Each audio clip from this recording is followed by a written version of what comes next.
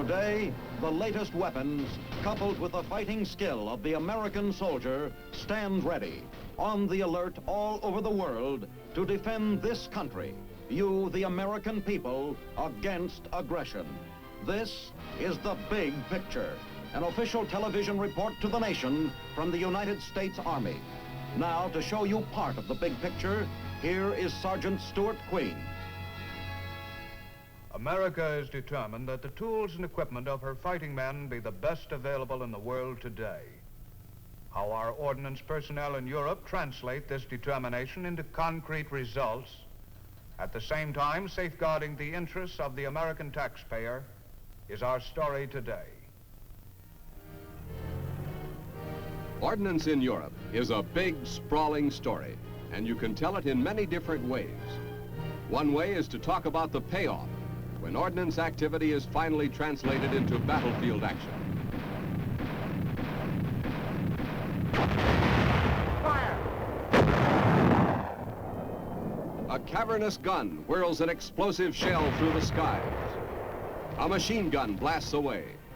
The foot soldier's weapons lay down a line of fire.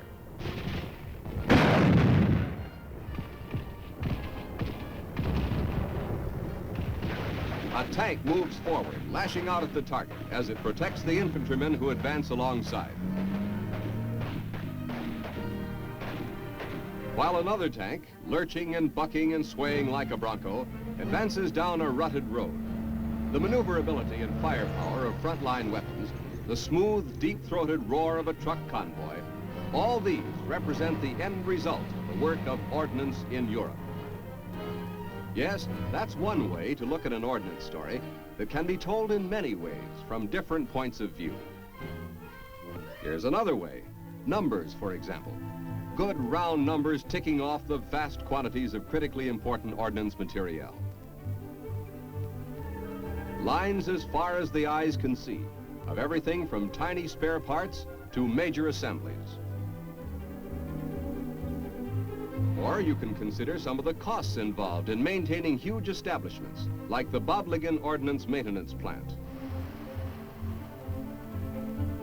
Over 1 million square feet of shop space affords ample room for more than 1,200 workers. Ordnance, after all, is the largest technical service in the armed forces and spends nearly half of every Army dollar. Vehicle rebuilding is the specialty at Bobligan, at a nice saving to the American taxpayer.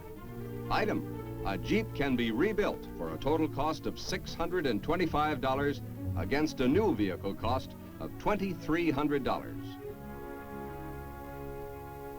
There is still another way to tell the ordnance in Europe story, in terms of the people who make it. Basically, their job, at any one of dozens of depots and installations, is to move the hardware and equipment to the fighting men who need it. They have the grave responsibility of supplying the troops with equipment, spare parts, and ammunition for use when needed. Along with civilian personnel, the skills of soldiers are enlisted in the ordnance operation, and ordnance men are good soldiers, as well as skilled technicians, whose jobs are as exacting as any in private industry.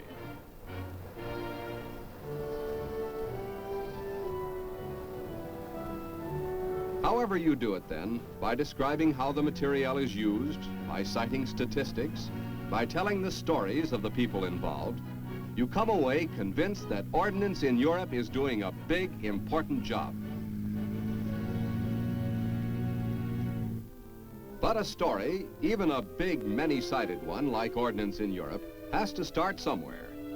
And a phone call to an ordnance recovery company in Germany is a good jump-off spot. The call causes a man to board a recovery vehicle in order to guide it to a tank which has become disabled a few miles outside the depot.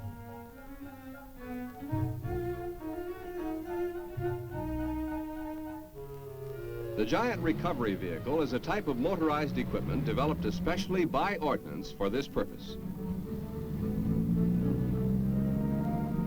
Marooned in the field, the tank waits helplessly, while the recovery vehicle is backed up to it.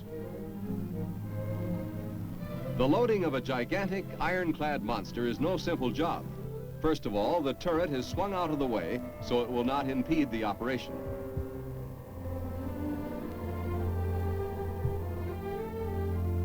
The trails of the recovery vehicle are lowered as a cable is slipped into the pulley of the tank.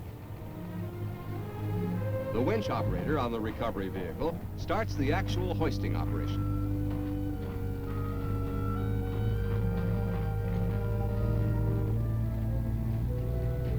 Up she goes. Once the tank is securely loaded, the recovery vehicle carries her back to the depot for repair. Disabling of the tank was due to an engine breakdown. Accordingly, the entire power plant of the tank is completely torn down and rebuilt. When the rebuilt engine is installed, the tank again boards the recovery vehicle. Since the heavy tank treads would not exactly improve the paved autobahn, the recovery vehicle trundles the repaired tank back home.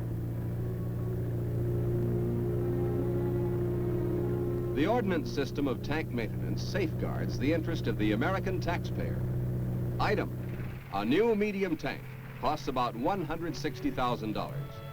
Ordnance technicians put a reclaimed tank back into service for about $14,000.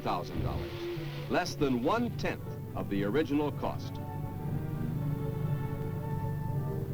The same substantial economies are reflected in all Ordnance rebuilding work. Vehicles not worth repairing yield valuable spare parts. Nothing is wasted. It's a tight operation all the way, making sure that rolling Ordnance continues to roll.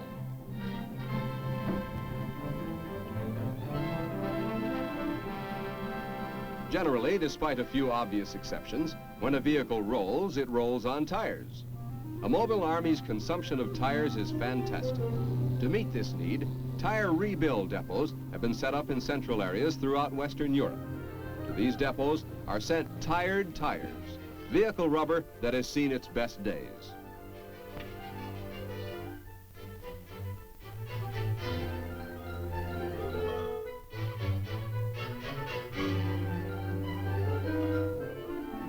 Before the rebuild operation starts, each tire is inspected for foreign objects which may have become embedded in the rubber. Aha! There's something. A tug on a pair of pliers and out comes a large bolt. The bolt has plenty of company on a nearby display board. There's many a guilty party for a flat tire here. The expended tire is made ready for rebuild. A German civilian worker prepares the tire base for the cushion gum rubber. The spiked buffing machine does the job thoroughly.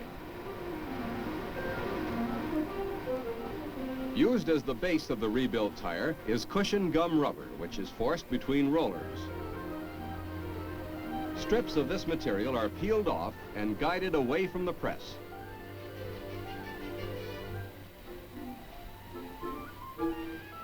Cement will then be applied to the material so it will stick securely to the expended tire base.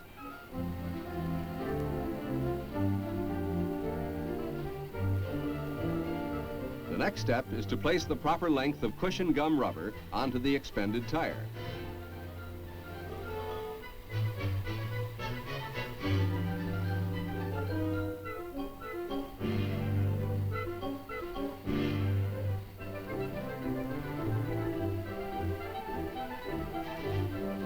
A press machine forces the material firmly onto the tire.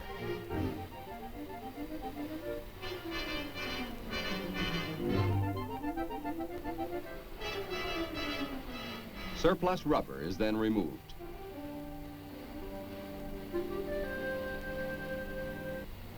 Conveyor belts link the various steps in the tire rebuilding chain. It is a smooth flowing operation organized to secure the most efficient service from the skilled German technicians who move the rebuilt tires to the molding machine. This machine sets the treads in the rubber.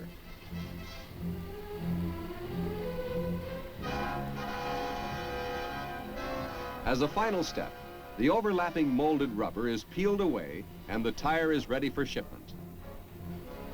At Ober-Ramstadt, a wide variety of products is turned out, ranging from bulky tires down to a tiny rubber housing. All this material is sent out daily by the truckload.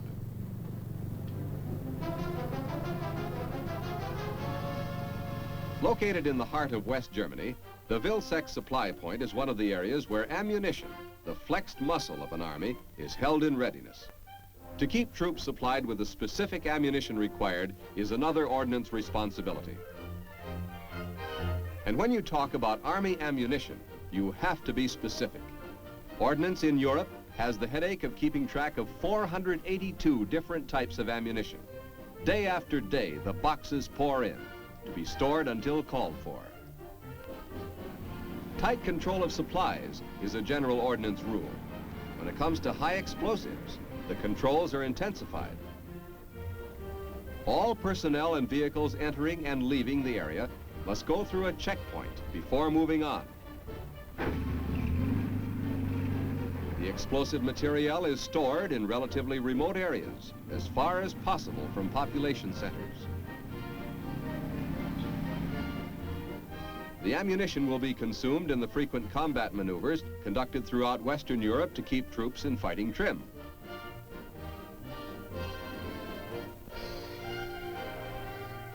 Renovation, in other words, ammunition rebuild, includes any work done to ammunition other than routine painting, marking, and repackaging. It, too, is an ordnance responsibility. At salvage areas of ammunition points throughout Western Europe, ordnance ties up the other end of the ammunition operation. Brass from used cartridge cases is gathered at firing ranges and sent to ordnance collecting stations. The Army then sells the salvaged brass. In every phase of explosive ammunition then, preparation, storing, renovation, salvage, ordnance plays the key role. Sometimes the role is a dramatic one, even though it starts in a very undramatic way. The scene is a building excavation site in a German city that during World War II had been a target for Allied air raids. As the foreman watches the steam shovel bite into the ground, he is suddenly astonished to see a heavy bomb come into view. He reacts quickly. While the steam shovel releases the bomb, the foreman calls for emergency help. German police headquarters receive the excited foreman's call. Noting all the key information, the policeman puts through an emergency call to the officer in charge of bomb disposal at the nearest ordnance installation. A quick interchange, and minutes later, a hand-picked bomb disposal crew races out of the ordnance depot.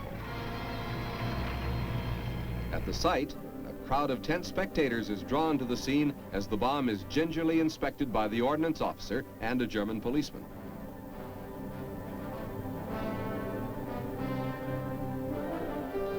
A walkie-talkie relays a request for tools to the waiting jeep. Careful disposal instructions are given. As quickly as possible, the tools are brought up.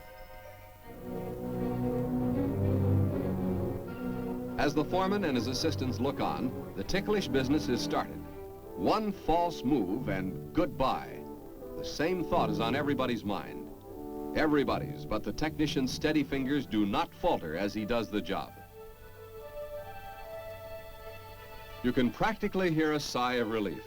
A man can think of smoking again. Quickly then, the bomb, still dangerous, although it has been defused, is removed from the excavation site and set for detonation in a remote location outside the city.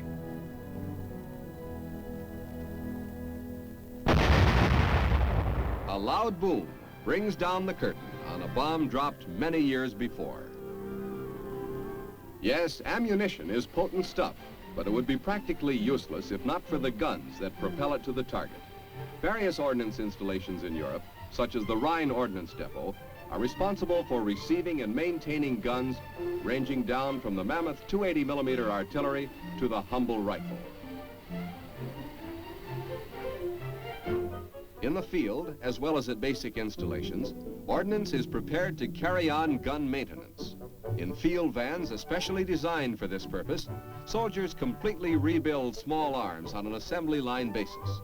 After test firing, they will be returned to stock and once more become a soldier's most prized possession. An ordnance man, then, tends to be an expert on guns. When a found or captured foreign weapon is brought in, an Ordnance Technical Intelligence Detachment goes to work. The weapon is identified and sent to the rear for further testing. An important job for men of an Ordnance Technical Intelligence Detachment is to instruct units of all echelons in the recognition of foreign weapons. The importance of transmitting intelligence data on new or strange weapons to the proper authorities is emphasized. Ordnance men conduct forums on the workings of these weapons so that line soldiers understand how to use and maintain them if the need arises.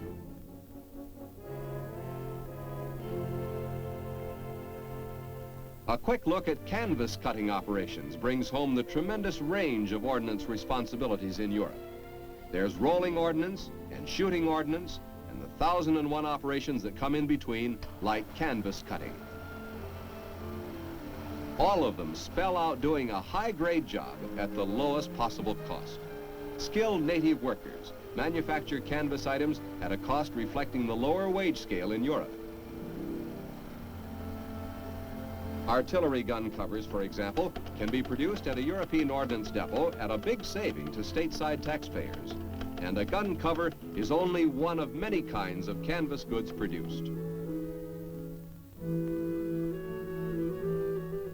The maintenance and storage of spare parts is another one of a long, long list of ordnance jobs.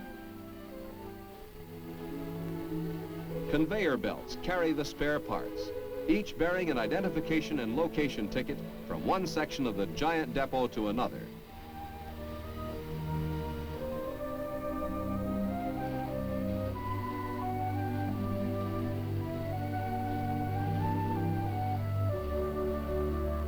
The conveyor belts are mighty active, and at least one reason is that there are more than 325,000 different spare parts in the ordnance supply system.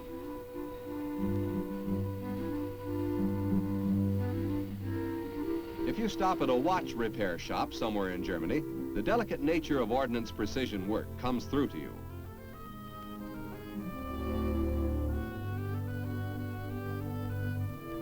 For the jewel in an ordnance watch weighs only a fraction of an ounce.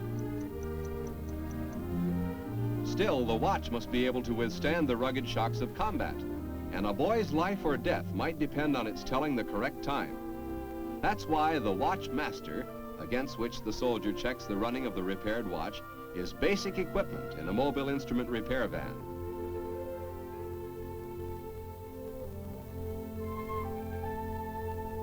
To ensure top performance in the materiel it processes, the Ordnance Corps maintains testing centers throughout Western Europe. Take a cable, for example, just one of many types in the storage depots. Ordnance must always be skeptical, must always ask questions. Specific questions like, precisely how strong is it? And ordnance means precisely. Scientific experimentation is the one way to find out the definite answer.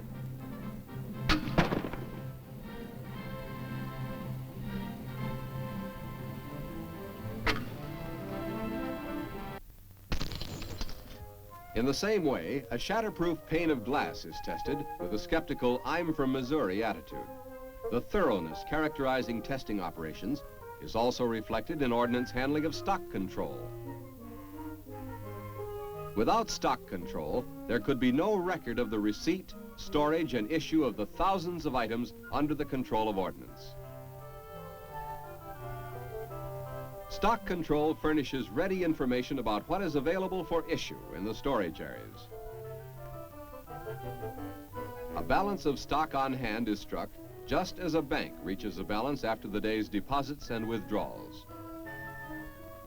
To register the individual item's location in the storage area, its stock number and the quantity on hand, the record of receipts and issues, is kept on coded filing cards.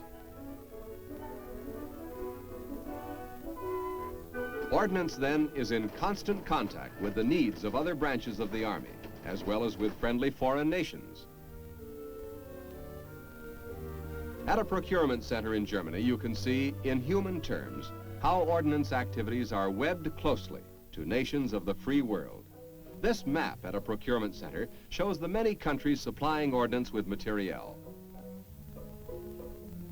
Procurement officers make the arrangements.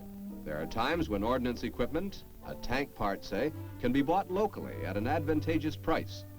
Manufacturers within the area are invited to submit sealed bids for the contract.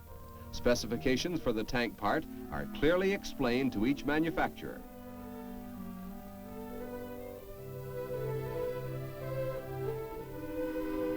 The contract is awarded to the manufacturer who meets the ordnance specifications at the lowest cost. Both sides gain in the transaction, the local manufacturer and the United States Army. With this action, multiplied by thousands of similar contract arrangements, the private enterprise system throughout Western Europe is strengthened considerably.